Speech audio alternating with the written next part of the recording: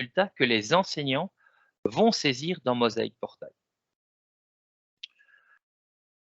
Alors, s'il n'y a pas de résultat, eh bien la veille active ne peut pas s'enclencher, elle ne peut pas, le système ne peut pas démarrer. Puis en fonction de votre emploi, vous n'aurez pas le même portrait des élèves donné par la veille active. Donc en fonction, il existe deux portraits. Un portrait qu'on appelle le portrait global, qui lui est pour les enseignants titulaires de groupe ou responsables de groupe, pour les intervenants et la direction. Pour ce portrait, il en faut au moins 3 résultats dans 3 matières différentes. Et par contre, on a un autre portrait qui s'appelle le portrait spécifique. Le portrait spécifique, lui, il se retrouvera dans un groupe matière, donc pour un enseignant spécialiste, et dans lequel il faudra au moins rentrer 3 résultats pour qu'il soit activé. Voilà, c'est ce qui finit le rappel. Donc, si ce rappel n'était pas assez pour vous, je vous invite à consulter le webinaire que j'ai fait, comme je disais, en mai dernier. Actuellement, là, à l'instant, Jean-François Arès vous partage un lien YouTube qui s'intitule « Comment la veille active peut aider l'enseignant ». Donc, si vous voulez en savoir plus sur la veille active, n'hésitez pas à aller consulter ce petit webinaire que j'avais fait il n'y a pas longtemps. Alors, en ce qui concerne maintenant les améliorations de la veille active. Alors, nous vous avons écouté et nous nous sommes adaptés avec les commentaires que nous avons reçus au sujet de la veille active. C'est grâce à vous que ces améliorations ont vu le jour. Donc, je vais commencer par les améliorations de la veille active pour le portrait spécifique. Donc, on a ici maintenant une nouveauté qui est la répartition du groupe. Donc, la répartition du groupe, la veille active va répartir vos élèves, en fait les élèves d'un groupe en fonction de leur moyenne d'étape. Donc, en rouge, en orange, en vert. En rouge, c'est les élèves qui ont 59% et moins. De moyenne, en orange, c'est ceux qui ont entre 60 et 69. Et en vert, c'est ceux qui ont entre 70% et plus.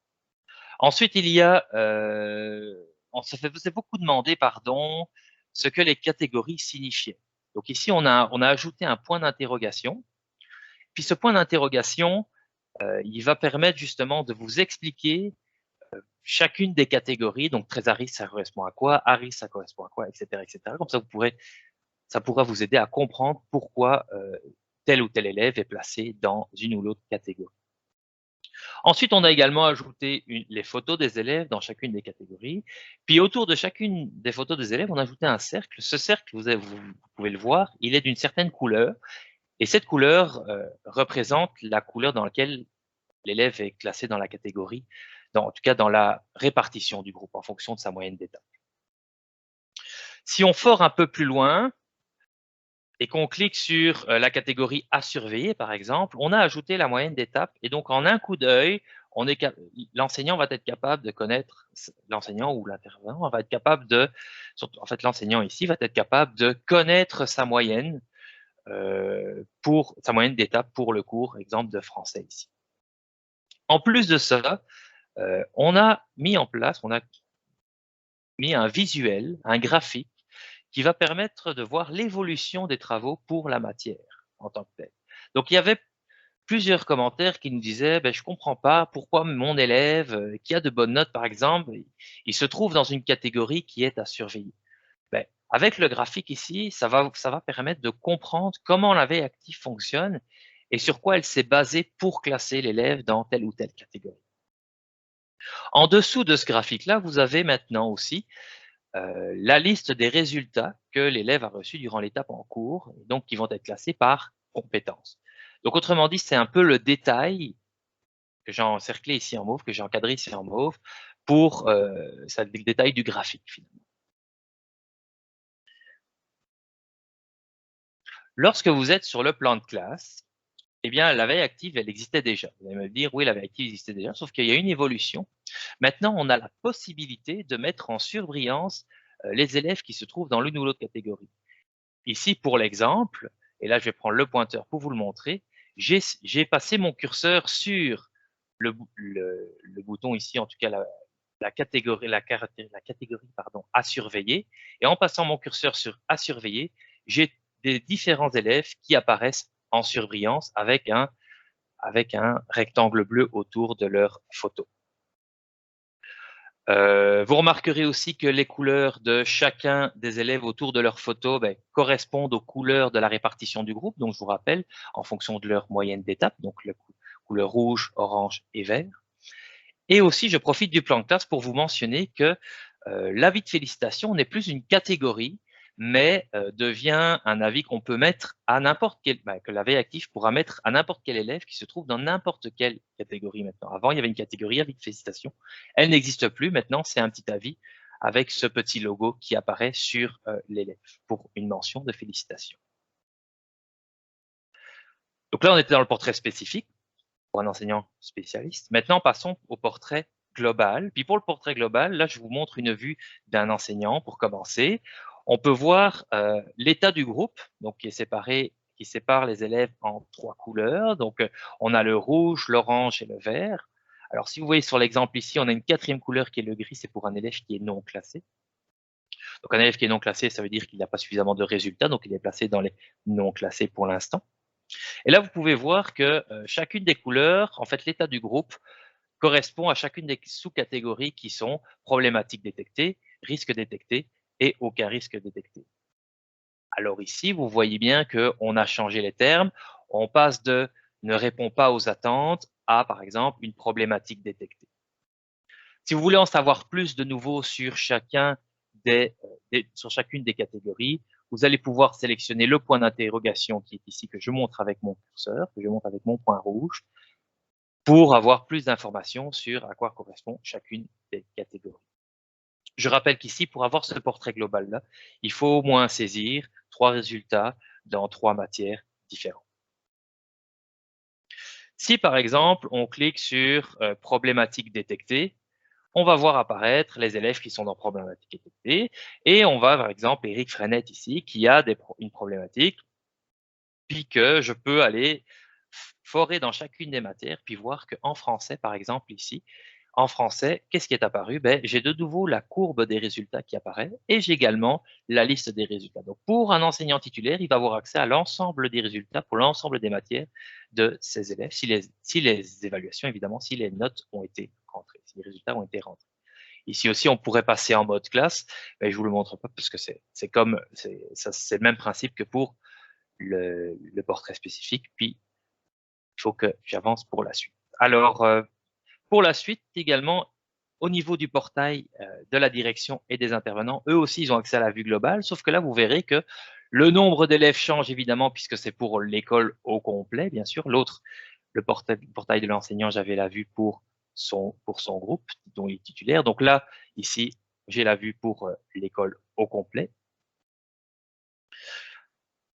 Cette diapositive-là marque la fin des améliorations pour la veille active. Alors, je tiens quand même à rappeler que la veille active n'est pas là pour remplacer le jugement professionnel de l'enseignant, attention, hein, mais elle est là vraiment au contraire pour venir nourrir ce jugement de l'enseignant.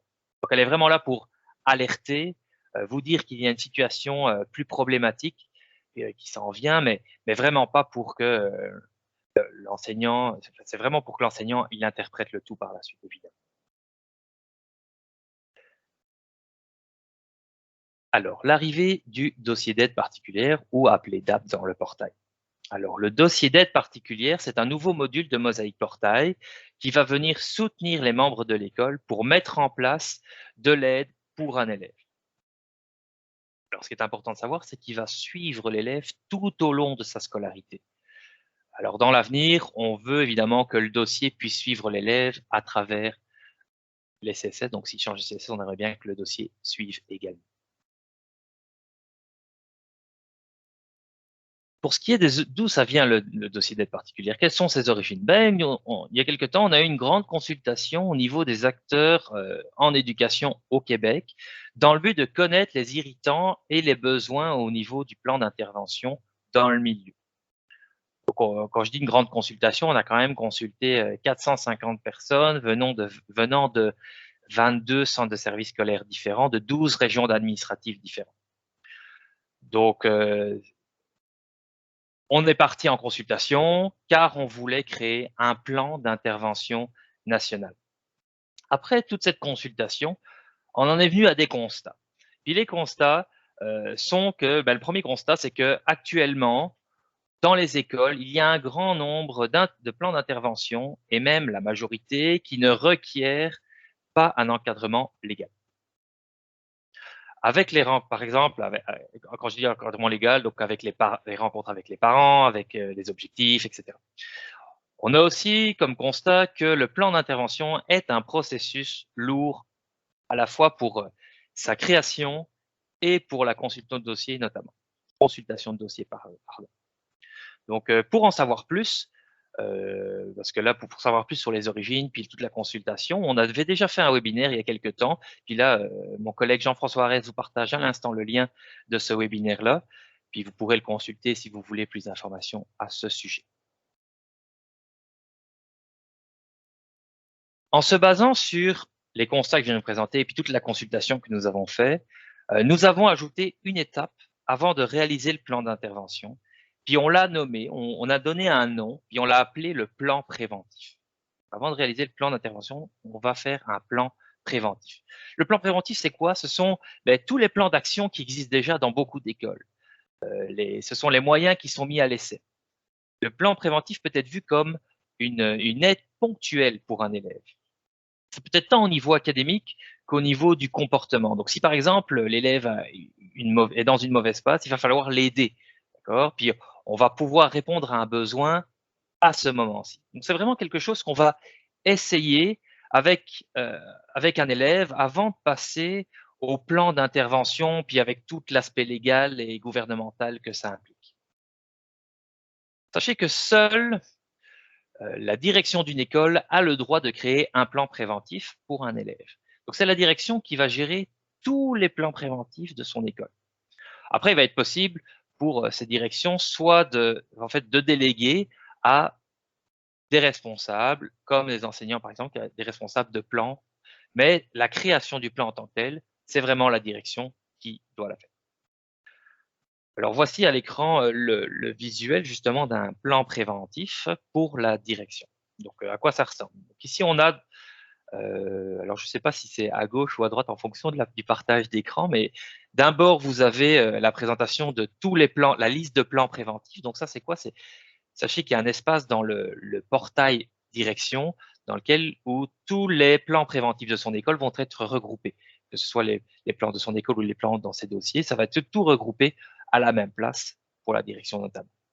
Ensuite, pour la création du plan en tant que tel, eh bien, on va demander à la direction de ajouter, oui, un responsable du plan, mais aussi de nommer quelle est la problématique. Ensuite, on va lui demander d'ajouter des moyens qu'on va mettre en place pour répondre à cette problématique-là. On va également lui demander on va lui donner la possibilité, pardon, de noter des notes de suivi. Donc, comment se passe le plan au fur et à mesure que ça avance. Et on va aussi leur donner la possibilité de, est-ce que le plan fonctionne, est-ce qu'il est efficace, noter l'efficacité de ce plan-là. Après avoir créé un plan préventif, eh bien, les enseignants qui enseignent à cet élève en particulier, ils vont pouvoir voir son plan dans son dossier d'aide particulière. Donc, dans son DAP, donc quand on consulte le dossier de l'élève puis qu'on se dirige dans le DAP, le DAP, on va pouvoir avoir accès à, si je lui enseigne en tant qu'enseignant, je vais pouvoir avoir accès à son plan préventif. Alors aussi, les intervenants auront droit au plan préventif, bien évidemment. J'attire votre attention aussi que là, actuellement, je suis avec le portail de Gaybertus. Puis pourquoi je vous mentionne ça? C'est parce que moi, en tant que Gaybertus, je ne suis pas l'enseignant qui est responsable du plan, parce que comme vous pouvez le voir, je vais le montrer avec le pointeur, vous pouvez le voir ici, c'est Jennifer Nicole Poire qui est responsable du plan, mais je suis Gaybertus, puis je vous montre cet exemple extrait parce que, en tant qu'enseignant Gaybertus, on m'a donné l'occasion, en tout cas la possibilité de faire le suivi par rapport à un moyen. Donc moi, je suis responsable d'un moyen, c'est noté ici, responsable ici Gaybertus dans un moyen. Et comme je suis responsable de ce moyen-là, je vais pouvoir commenter ce moyen-là. Je vais pouvoir dire si ce moyen est efficace ou non, notamment. Donc, je vais pouvoir écrire un petit commentaire en dessous du moyen qui est mis en place. Et aussi, j'ajoute que sur le portail de l'enseignant, il va y avoir un espace réservé pour mes plans préventifs. Dans le dossier d'aide particulière, vous allez voir, il va y avoir un espace sur la page principale de Mosaic Portail avec nommé mes plans préventifs. Ça regroupera l'ensemble des plans pour lesquels l'enseignant sera responsable, mais aussi pour l'enseignant sera responsable du plan et pour ceux qui sera responsable d'un moyen. Pardon. Alors, un des gros avantages d'utiliser un plan préventif dans votre école, c'est que tout simplement, c'est consigné sur le portail, dans le dossier de l'élève, évidemment. Donc, on pourra le consulter pour ceux qui auront accès. Et en même temps, le parent peut être mis au courant que son enfant a un suivi pour telle ou telle problématique. Et donc, par la suite, si on met en place un plan d'intervention, il sera déjà au courant de ce dossier-là. On pourrait même, en parlant de plan préventif, pousser un peu plus loin, puis dire que si dans votre école, vous utilisez les protocoles automatisés, il suffit de mettre les protocoles automatisés sur un ou des descripteurs et que l'action par la suite soit de créer un plan préventif. Donc, si on observe un comportement qui arrive à plusieurs reprises pendant un certain temps, eh bien, le protocole va se déclencher et le responsable de suivi du protocole peut organiser, ou en tout cas à faire comme dans ce qu'il a à mettre en place, c'est d'organiser une rencontre pour élaborer un plan préventif. Comme ça, on utilise le plein potentiel de Mosaic Portail. Si on met ces deux-là ensemble, je terminerai par dire que si le plan préventif fonctionne et que les moyens sont efficaces, à ce moment-là, on peut mettre en place un plan d'intervention avec des balises gouvernementales. Alors, sachez que nos équipes, elles continuent le travail dans cette voie-là, puis que l'idée sera de partir du plan préventif, de ce que vous avez déjà créé en termes de contenu, puis de reprendre tout ça, reprendre tout ce contenu qui a été créé, puis de le réutiliser dans le but de faire un plan d'intervention par la suite, puis d'y ajouter tout ce qui manque évidemment. Alors, c'est là-dessus que je vous dis, si vous avez besoin de plus d'informations, n'hésitez pas à consulter notre site d'info, info.mosaicportail.ca, qui fournit des informations notamment sur les nouveautés de Mosaic Portail, ainsi que des trucs et astuces dans son utilisation. Il y a également l'enregistrement du webinaire d'aujourd'hui, des webinaires précédents, tout se retrouve là. Il y a également le lien vers l'espace formation, en tout cas, il y a plein de liens possibles. Puis, vous avez également accès à une FAQ, foire aux questions. N'hésitez pas à la consulter. Il y a aussi plusieurs capsules d'aide vidéo sur notre YouTube de la Grix. Vous pouvez y avoir accès gratuitement pour vous montrer les différentes fonctionnalités. Il existe aussi le groupe collaborateur Mosaic Portail d'enseignants, donc le groupe Facebook, sur lequel vous allez pouvoir partager, puis justement collaborer. Et nous vous passerons également les nouveautés là-dessus. Vous pouvez nous suivre sur le Facebook, sur le Twitter de la Grix. On vous propose également les essentiels de Mosaic Portail. Donc ça, c'est si vous connaissez des collègues qui sont moins habiles avec Mosaic Portail, n'hésitez pas à les envoyer sur espaceformation.grix.ca. En plus, ça a fait peau neuve, c'est très beau. N'hésitez pas à aller la consulter juste pour voir à quoi ça ressemble. Puis surtout, poursuivre les formations, les essentiels.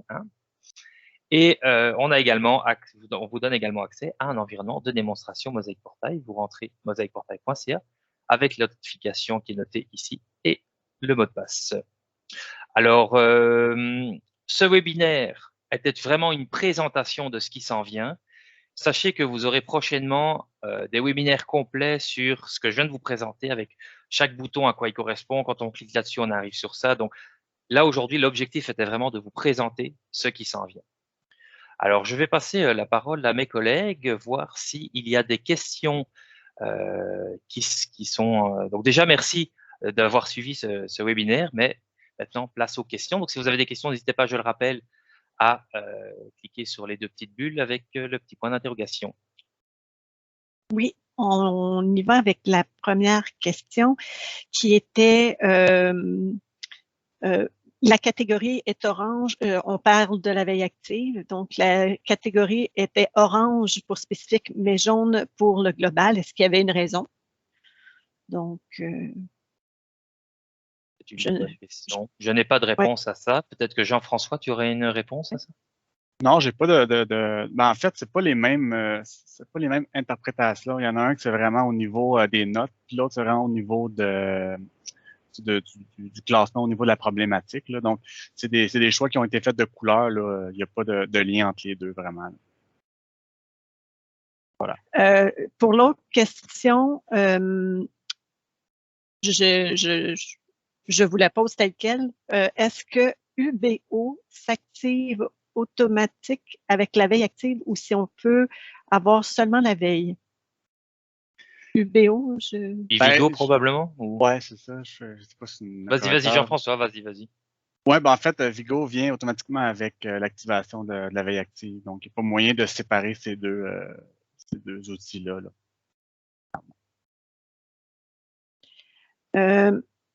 Prochaine question. Est-ce que seulement la direction d'école peut créer le plan d'action? La réponse c'est oui.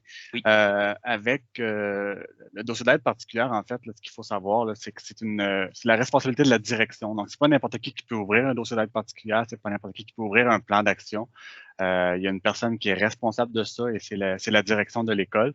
Ce qu'on s'est fait dire également, c'est que mais oui, c'est la direction, mais souvent, il y a une délégation qui se fait. Donc, c'est pour ça qu'on a ajouté l'option de pouvoir déléguer, par exemple, à un prof d'adaptation scolaire ou à un intervenant pour que lui puisse faire le suivi des plans d'intervention. Mais ultimement, c'est la direction d'école qui est imputable, qui est responsable des dossiers d'aide particulière de tous ses élèves de son école.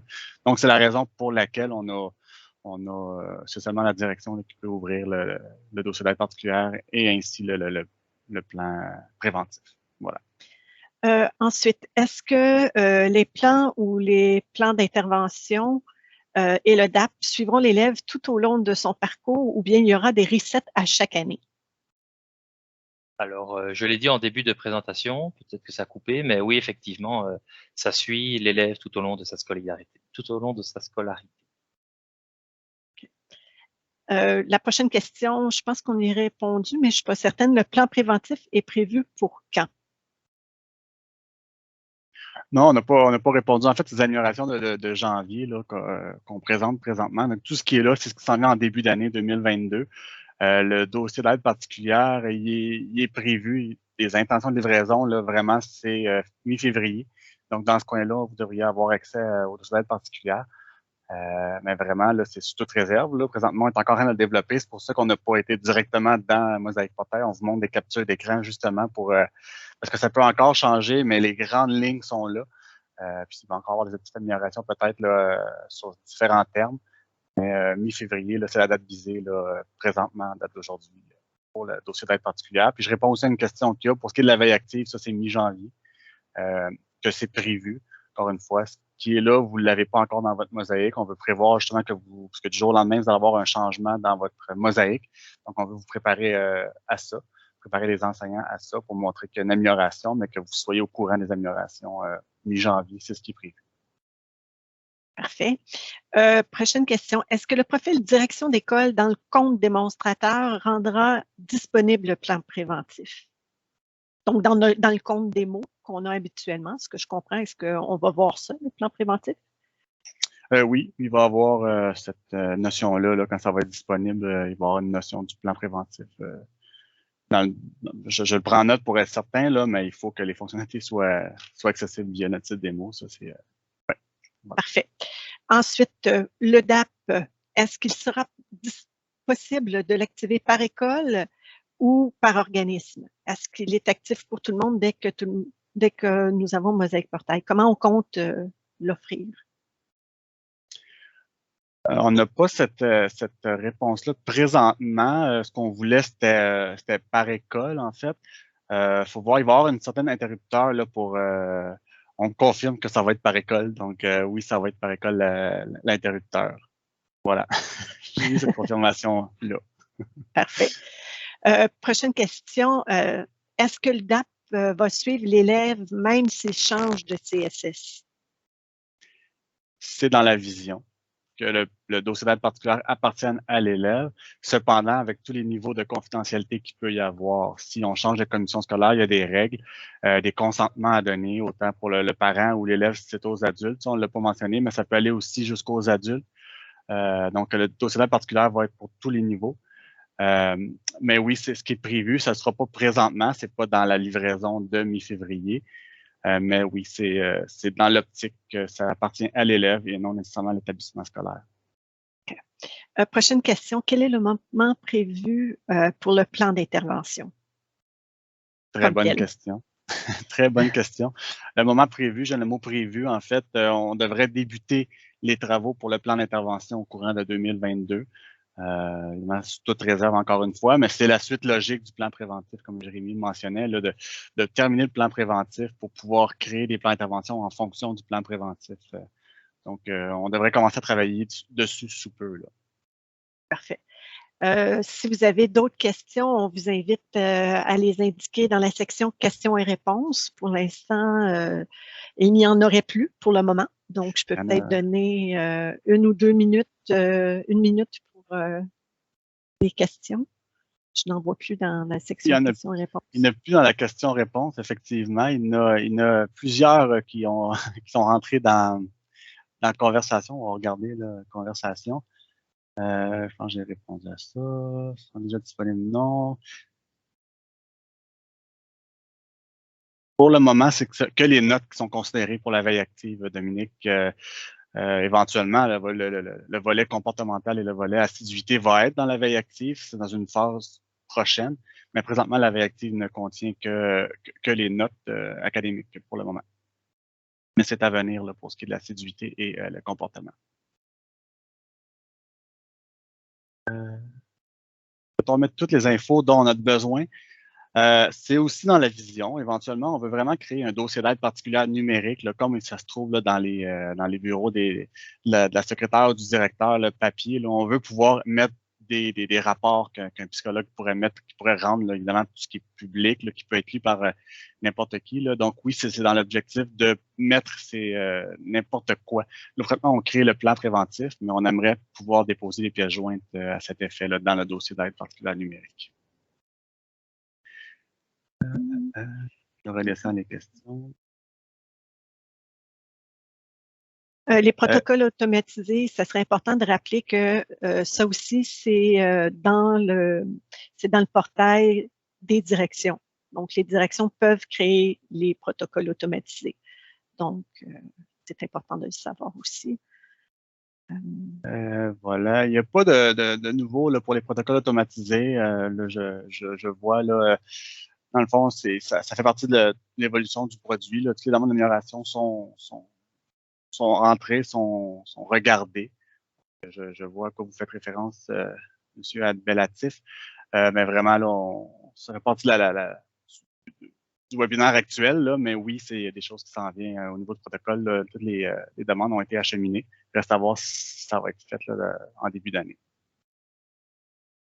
Prévoyez-vous une actualisation du plan d'intervention prochainement? La réponse est oui. Ce qu'on a constaté également, c'est que le plan d'intervention, il était différent d'une école, d'un établissement à l'autre. Même dans un même établissement avec 2 directions adjointes, il faut avoir 2 plans d'intervention différents. Donc, évidemment, si on veut le rendre national, ce plan d'intervention-là, il faut qu'il soit le plus standard possible. Évidemment, tout en conservant l'aspect légal en arrière, ce qu'on a de besoin. Ben oui, c'est l'objectif de le rendre plus vivant, là, ce plan d'intervention-là, et non de le rendre vraiment dans un fichier. Là. On veut que ce soit vivant avec et standard, parce qu'on veut encore une fois qu'ils suivent d'une école à l'autre, qu'ils suivent d'un CSS à l'autre. Et pour que ça se fasse, il faut que ça soit identique, là, du CSS à l'autre. Voilà.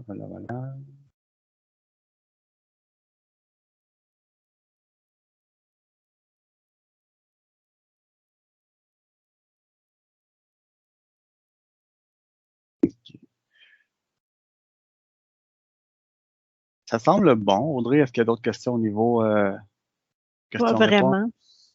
Il y a une question vocale ici. Question vocale. Est-ce que c'est possible J'imagine que c'est plus difficile par écrit, hein, c'est pour ça, madame. Je vais juste là.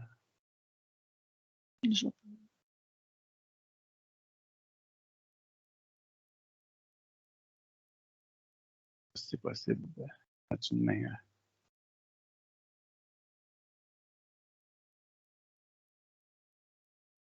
Je vais continuer pendant qu'on regarde ça Oui, Madame Lachance, Isabelle Lachance. Est-ce qu'on autorise le micro? On peut bien faire une exception pour Madame Lachance. Je vous autorise le micro. Madame Lachance, c'est à vous. C'est bon. Hey, salut Jean-François, j'ai changé ma voix. Ah, Stéphane. mon Dieu.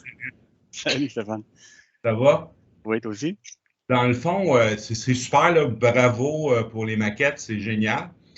Le DAP, es-tu assujetti aux demandes d'amélioration en ce sens que si jamais un professeur, vers 9 heures le soir, en finissant de corriger ses 15 travaux, voit une tendance chez un élève, peut-être que si c'est un vendredi, il va peut-être avoir plus l'intention de démarrer un plan préventif tant qu'à attendre au lundi matin pour que le directeur d'école démarre le plan préventif pour cet enfant-là.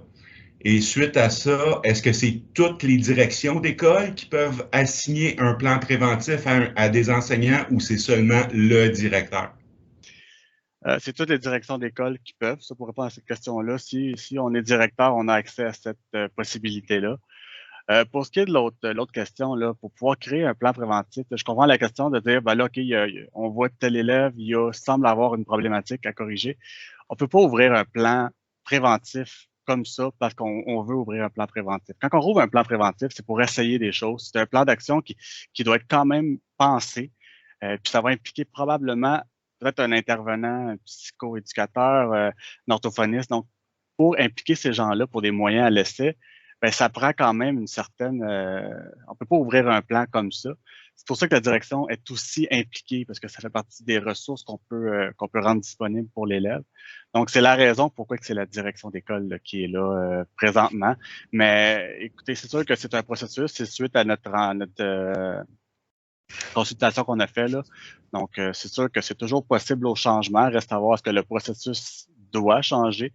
Je rappelle que ça fait partie quand même d'une certaine la loi sur l'accès, le dossier d'aide particulière, c'est vraiment fait pas réglementé. Je dirais pas ça réglementé, mais il y a quand même des bonnes pratiques à prendre à ce niveau-là. Ouais, mais ça enlève quand même l'autonomie au professeur de démarrer quelque chose on the spur of the moment, là, tu sais, sur le fait, qui est sur le feu actif, là, dans le fond. Oui, effectivement, mais on le prend en note, Stéphane, là, comme je te dis, c'est une nouveauté, c'est une chose qui n'existait pas dans Mosaïque Portail, donc c'est vraiment, ça va être à suivre à ce niveau-là là, pour la suite.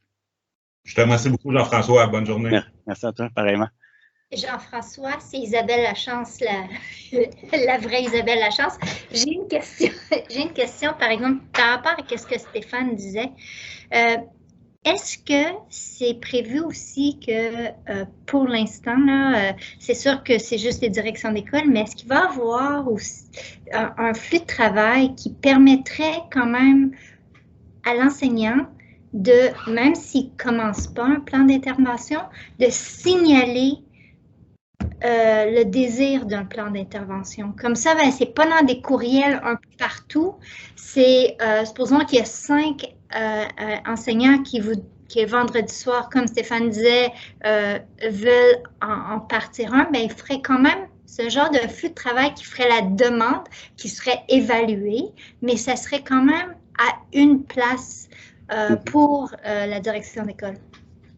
Écoutez, on le prend en note. On le prend en note. Là. Ça peut être effectivement une possibilité là, de pouvoir générer des protocoles automatisés, comme Jérémy parlait, de pouvoir générer une demande de plan d'intervention ou une demande de plan préventif. Tout est possible. On le prend en note. OK, merci. Merci à vous. Juste pour information, on nous a posé la question, mais l'enregistrement de la rencontre d'aujourd'hui va être rendu disponible très, très, très bientôt, si possible, aussi rapidement que demain, si on le peut. Voilà. Je pense que ça conclurait. Donc, parfait. Puis comme on vous disait, là, il va y avoir d'autres webinaires le plus pointus sur le sujet. Là, on vous présentait les améliorations qui s'en viennent pour que vous soyez informés. Mais dans les prochaines semaines, là, en venant des fêtes, là, il devrait y avoir aussi d'autres webinaires là, qui vont vous expliquer davantage là, sur ce qui s'en vient puis sur la réalité avec des vraies images. le vrai portail. Et donc, je vous remercie d'avoir participé à ce webinaire. Je remercie également ici mes deux collègues, Audrey et Jean-François, qui m'ont aidé à préparer, puis justement à me soutenir ici dans ce webinaire-ci. Et je vous souhaite à tous un bon temps des fêtes. Profitez-en, puis à bientôt, puis à l'année prochaine probablement. Au revoir à tous. Merci bien, bye bye.